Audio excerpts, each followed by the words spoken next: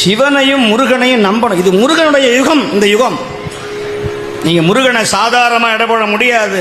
சிவனை விட ஒரு மடங்கு உயர்த்தி என் அப்பன் கந்தன் முருகன் சுப்பிரமணியன். இவனை விட அவன் வீரியம் ஜாஸ்தி. அவன் நெருப்பிலேயே பிறந்தவன். இவன் எங்க பிறந்தான்னு தெரியாது. இவன் அனாத. அவன் அனாதிக்கும் அனாதி, ஆதி அந்தமில்லாத ஆறுமுக கடவுள் என் அப்பன் வேளன், குகன், சண்முகன், சடாட்சரன். அவன் திருவடிய ஒரு தடவை முருகா அப்படின்னு சொன்னா போதும். குகான்னு மயில் கத்தும். குகா குகான்னு தான் கத்தும் மயில். மயில் அகவதை கேட்டீங்கன்னா குகா குகான்னு சொல்லும்.